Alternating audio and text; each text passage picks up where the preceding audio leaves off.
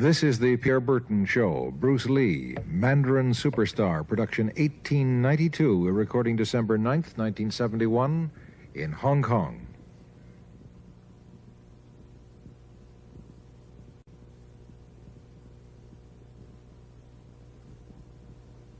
Bruce Lee faces a real dilemma. He's on the verge of stardom in the United States with a projected TV series on the horizon, but he's just achieved superstardom as a film actor here in Hong Kong. So what does he choose, the East or the West?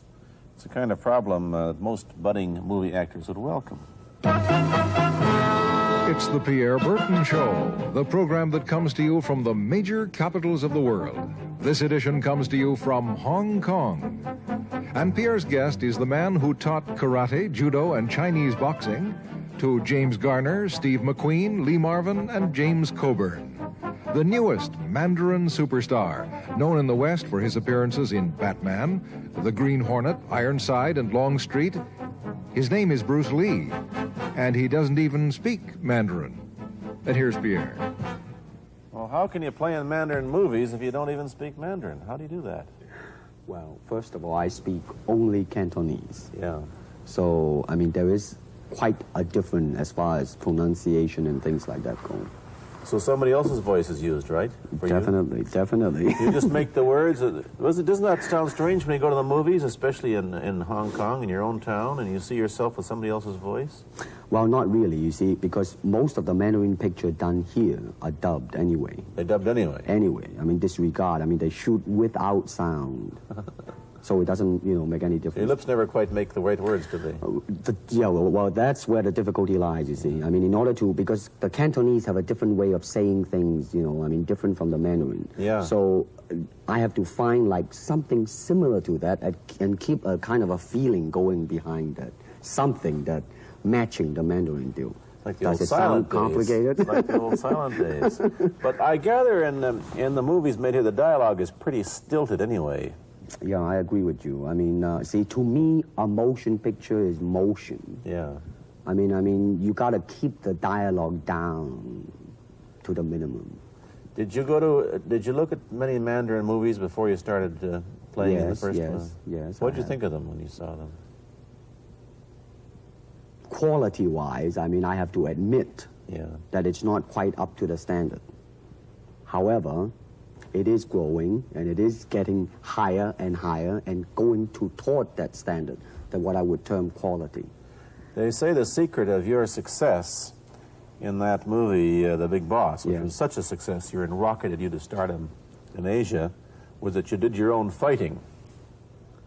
As an expert in the various martial arts in China, what did you think of the fighting that you saw in the movies that you studied before you became a star? Well, I mean, definitely in the beginning, I had no intention or whatsoever that what I was practicing and what I'm still practicing now would lead to this to begin with. But martial art has a very, very deep meaning as far as my life is concerned, because as an actor, as a martial artist, as a human being, all these I have learned from martial art. Maybe for our audience who doesn't know what it means, you might explain exactly what you mean by martial art. Right. Martial art include all the combative arts like karate or karate, judo, Chinese kung fu or Chinese boxing, whatever you call it. All those. You see, like Aikido, Korean, I can go on and on and on. But it's a combative form of fighting. I mean, it's not, some of them became sport, but some of them are still not. I mean, they use, for instance, kicking to the groin, jabbing fingers at the eyes, and things like that. No wonder you're successful in the Chinese movies. They're full of this kind of action anyway. They needed a guy like you could... Violence, man. So you didn't have to use a double when you moved into the motion picture world here. You did it all yourself. Right. Can you break 5 or 6 pieces of wood with your hand or your foot? I'll probably break my hand and foot. But tell me a little bit... you set up a school in Hollywood, didn't you, for people like James Garner and Steve McQueen and the others? Yes. Why would they want to learn Chinese martial art? Because of a movie role? Not really. I mean, most of them, you see, to me, at least the way that when I teach it, all type of knowledge ultimately means self-knowledge. Mm-hmm. So therefore, they are coming in to, and ask me to teach them not so much of how to defend themselves or how to do somebody in. Rather, they want to learn to express themselves through some movement, be it anger, be it determination, or whatsoever. So in other words, what I'm saying, therefore, is that he is paying me to show him in combative form the art of expressing the human body. Which is acting, in a sense, isn't it? Well... Or it would be a useful tool for an actor to have. It's... it might sound too philosophical, but it's acting or acting unacting, if you... You've lost me. I have, right? So what I'm saying, actually, you see, it's a combination of both. Here it is the natural instinct, and here is control. You are to combine the two in harmony. Not, if you have one to the extreme, you will be very unscientific. If you have another to the extreme, you become all of a sudden a mechanical man, no longer a human being. So it is a successful combination of both. So therefore, it is not only, so therefore it's not pure naturalness or unnaturalness. The ideal is unnatural naturalness or natural unnaturalness. Yin yang, eh? Right, man, that's it. One of your students, James Coburn, played in a movie called Iron Man Flint, in which he used karate. Is that what he learned from you? He learned it after. Oh, after he played in Iron Man. Right. You see, actually, I do not teach, karate, because I do not believe in styles anymore. I do not believe that there is such thing as like Chinese way of fighting or the Japanese way of fighting or whatever way of fighting, because unless human beings have 3 arms and 4 legs, we will have a different form of fighting. But basically, we have only 2 hands and 2 feet. So styles tends to not only separate man, because they have their own doctrines, and then the doctrine became the gospel truth, that you cannot change, But if you do not have styles, if you just say, well, here I am, as a human being, how can I express myself totally and completely? Now, that way, you won't create a style, because style is a crystallization, that way, it's a process of continuing growth.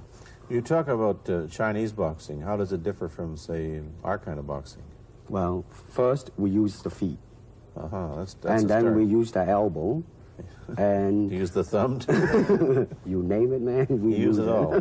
You have to, you see, because, that is the expression of the human body. Everything, not just the hand.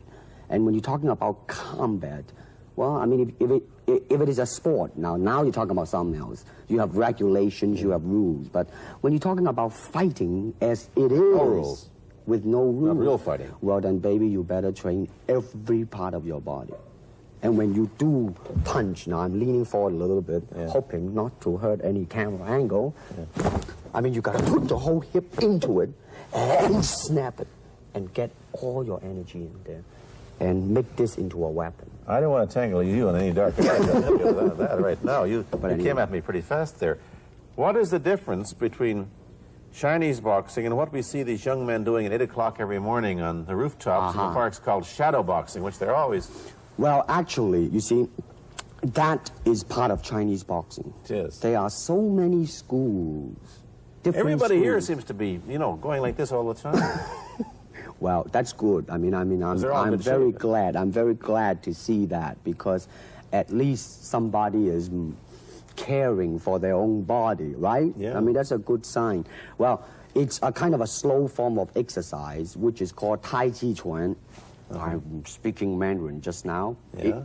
Cantonese, Tai Chi Chuan, okay? I see. And it's more of an exercise for the elderly, not so much for the young. Give me a demonstration. Show me. Can you do a little bit of it? Just so hand-wise, it's very slow. Oh, is it?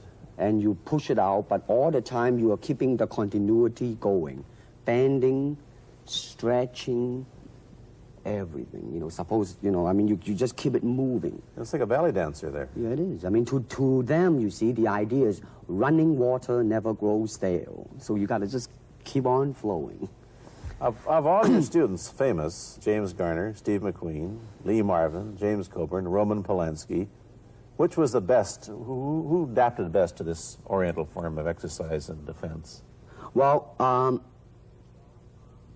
depending, okay? Now, as a fighter, Steve McQueen, now, he is good in that department because that son of a gun got the toughness in him. Yeah.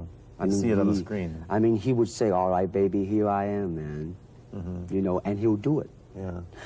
Now, James Coburn is a peace-loving man. Yeah, I met him. Right? I mean, Yeah. you've met him. I mean, he's really, really nice. I mean, super mellow and all that. I mean, you know, I mean, now, he appreciates the philosophical part of it. Therefore, his understanding of it is deeper than Steve.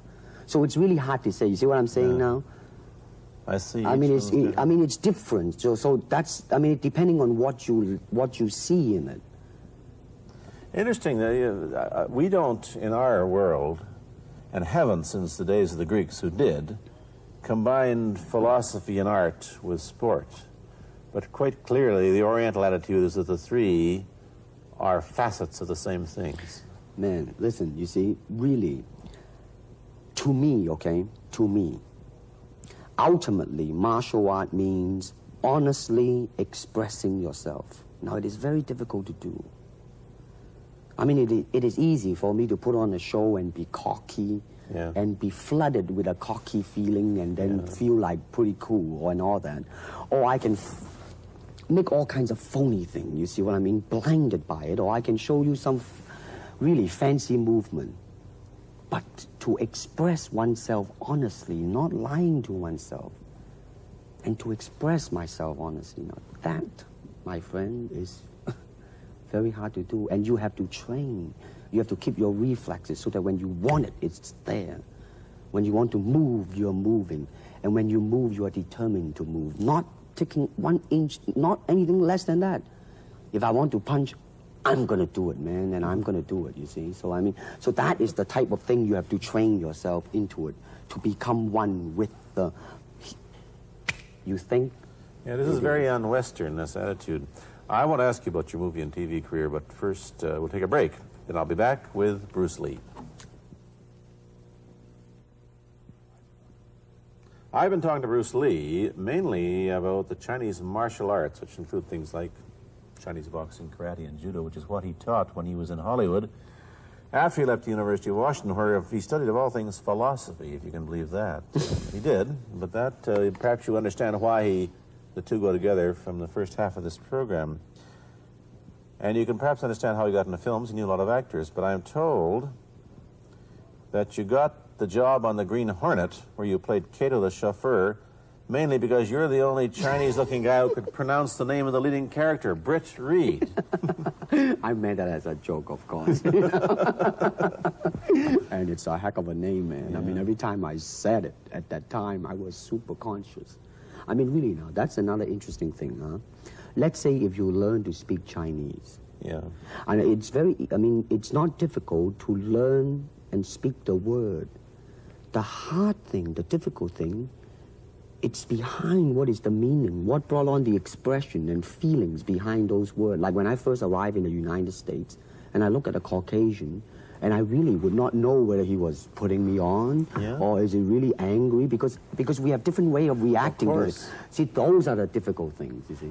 It's almost as if you came upon a strange race where a smile didn't mean what it does to us. In fact, a smile doesn't always mean the same, does it? Of course not. Yeah, I just thought of that. Tell me about the big break when you played in Longstreet. I must tell the audience that that's it. Bruce Lee had a bit part or a supporting role in the Longstreet series, and this had an enormous effect on the audience. What was it? Well, you see, the title of that particular episode of Longstreet is called The Way of the Intercepting Fist. Now, I think the successful ingredient in it was because I was being Bruce Lee. Yourself. Myself, right. And did that part, just express myself, like I say, honestly express myself at that time. And because of that, I brought, favorable mentioning in, like, New York Times, which says, like, the Chinaman, who incidentally came off quite convincingly enough to earn himself a television series, and so on and so on and so forth. Can you remember the lines by Sterling Siliphant, the key lines? He's one of my students, you know that? Was he too? Yes. You've had everybody as your student. But you read, there were some lines that expressed your philosophy. I don't know if you remember them or not. I remember that. Let's hear. This is what it is, okay? You're talking to Longstreet, played by James Francesca. I said, empty your mind. Be formless, shapeless, like water. Now you put water into a cup, it becomes the cup. You put water into a bottle, it becomes the bottle. You put it in a teapot, it becomes the teapot. Now water can flow or it can crash. Be water, my friend. Like that, you see? No, I see. I get the idea. I get the power behind it. So now, two things have happened. First, there's a pretty good chance that you'll get a TV series in the States called The Warriors, in which you use what, the martial arts in a Western setting? That was the original idea. Now, Paramount, I did Longstreet for Paramount, and Paramount wants me to be in a television series. On the other hand, Warner Brother wants me to be in another one, but both of them, I think, they want me to be in a modernized type of a thing. And they think that Western idea is out. But you want to do the Western, eh? I want, because you see, I mean, how else can you justify all these punching and kicking and violence except in that period of the West? I mean, in nowadays, I mean, you don't go around on the street kicking people or punching people. Because if you do, that's it. I mean, I don't care how good you are, But this is true also of the Chinese dramas, which are mainly costume dramas. They're all full of blood and gore over here. You mean here? Yeah. Well, unfortunately, you see, I hope that the picture I am in would either explain why the violence was done, whether right or wrong or whatnot. But unfortunately, pictures, most of them here, are done mainly just for the sake of violence. You know what I mean? Like, fighting for 30 minutes, get stabbed 50 times. But I'm fascinated. Let me give you your microphone back. I'm fascinated that you came back. I am a martial artist. You came back to Hong Kong on the verge of success in Hollywood and full of it. And suddenly, on the strength of one picture, you become a superstar. Everybody knows you. You have to change your phone number. You get mobbed in the streets. Now, what are you going to do? Are you going to be able to live in both worlds? Are you going to be a superstar here, or one in the States, or both? Well, let me say this. First of all, the word superstar really turned me off, and I'll tell you why. Because the word star, man, is an illusion. It's something what the public calls you. You should look upon oneself as an actor, man. I mean, you would be very pleased if somebody say, hey, man, you are a super actor. It is much better than, superstar. Yeah, therefore, you've got to admit that you are a superstar. You're not going to, if you're going to give me the truth. I'm honestly saying this, okay? Yes, I have been very successful. Yeah. Okay? But I think the word star I do not look upon myself as a star. I really don't. I mean, believe me, man, when I say it. I mean, I'm not saying it because what are you going to do? Let's get back to the question. Okay. Are you going to stay in Hong Kong and be famous? Or are you going to go to the United States and be famous? Or are you going to try and eat your cake and have it too? I am going to do both because, you see, I have already made up my mind that in the United States, I think something about the Oriental, the true Oriental should be shown. Hollywood sure as heck hasn't. You better believe it, man. I mean, it's always that pigtail and bouncing around, chop, with the eyes slant and all that. And I think that's very, very out of Is it true that you were the first job you had was being cast as Charlie Chan's number one boy? Yeah, number one son, yeah. No, they never made a movie. No. They were going to make it into like a new Chinese James Bond type of a thing. Now that, you know, the old man Chan is dead, Charlie is dead, and his son is carrying on. But they didn't do that. No. Batman came along, you see, because and then everything was started to be going into that, you know, that kind of which you were in. But I mean, by the way, I did a really terrible job in that, I have to say. Really? You didn't like yourself? I didn't see it. Let me ask you, however, about the problems that you face as a Chinese hero in an American series. Have people come up in the industry and said, well, we don't know how the audience are going to take a non-American? Well, such question has been raised. In fact, it is being discussed, and that is why The Warrior is not going to be on. I see. You see, because unfortunately, such thing does exist in this world, you see, like, I don't know, certain part of the country, right? Where, like, they think that business-wise, it's a risk. And I don't blame them, I mean, in the same way, it's like in Hong Kong, if a foreigner come and became a star, if I were the man with the money, I probably would have my own worry of whether or not the acceptance would be there. But that's all right, because if you honestly express yourself, it doesn't matter, see? Because are you, how about the other side of the coin? Is it possible that you are, I mean, you're fairly hip and fairly Americanized. Are you too Western for Oriental audiences, do you think? Oh, man, like, how? I have been criticized for that. You have, eh? Oh, yes, definitely. So. Well, let me say this. When I do the Chinese film, I'll try my best not to be as American as I, you know, have been adjusted to for the last 12 years in the States. But when I go back to the States, it seems to be the other way around. You know what I mean? You're too exotic, eh? Yeah, man. I mean, they're trying to get me to do too many things that are really for the sake of being exotic. You understand what I'm trying to say? Oh, sure. So it's really, I mean, it's when you live in both worlds, it brings us problems as well as advantages, and you've got both. Time to go to a commercial. I'll be back in a moment with Bruce Lee. Let me ask you whether the change in attitude on the part of the Nixon administration towards China has helped your chances of starring in an American TV series. Well, first of all, this happened before that. Yeah. But I do think that